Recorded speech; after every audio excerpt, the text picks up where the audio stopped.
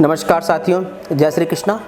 Astro voices में आप सभी का बहुत बहुत स्वागत है। साथियों, आज हम बात करेंगे 9 ग्रहों पर और 9 ग्रहों की आज शुरुआत करेंगे ग्रहों का राजा सूर्यदेव।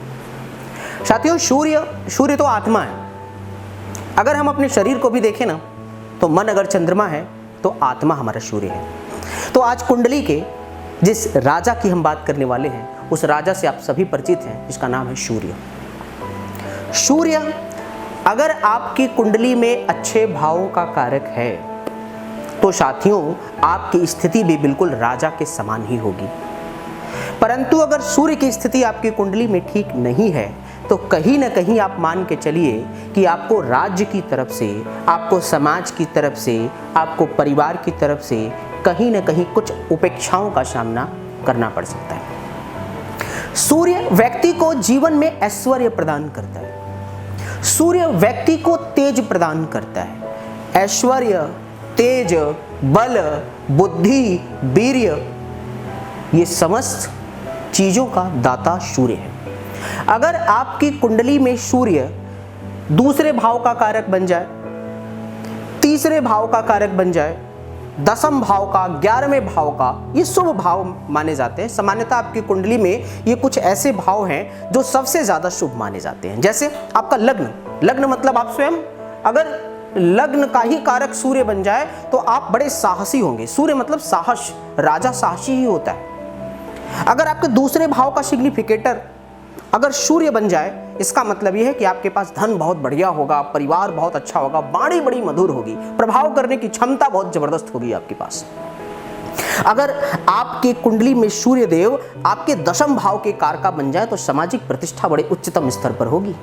इवन दैट ऐसा व्यक्ति सरकारी क्षेत्र में उच्च पदधारक होगा। हो सकता हो एडमिनिस्ट्रेशन में बहुत उच्च पदधारक हो, प्रशासनिक सेवा में हो, कहीं ना कहीं अगर साथ में मंगल जुड़ गया तो समझ लो पुलिस डिपार्टमेंट में या आर्मी में बहुत ऊंचे ओहदे को प्राप्त कर सकता है। साथियों, राजा भी बन सकता है। अगर 10वें और 11वें भाव का कारका बन जाए साथियों, तो समझ लीजिए उच्च राजनीतिक प्रतिष्ठा प्राप्त करने वाला है, मंत्री बन सकता है, देश का नेतृत्व भी कर सकता है।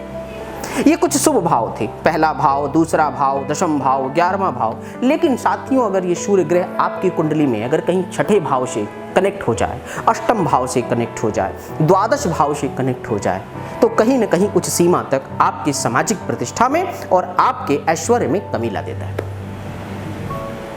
तो कुंडली में अपने कुंडली का अवलोकन कराएं या स्वयं अगर आप जानते हो तो करें और देखें कि आपकी कुंडली में जो सूर्य देव हैं वो किन भावों का प्रतिनिधित्व कर रहे हैं। अच्छा, एक चीज और साथियों मैं आपको बताऊं कि ग्रह के साथ साथ वो नक्षत्र स्वामी भी बहुत मायने रखेगा। अगर सूर्य का नक्षत्र स्वामी भी शुभ है, अर्थात सूर्य के ही नक्षत्र में हो जाए तो बहुत बलशाली हो जाता है।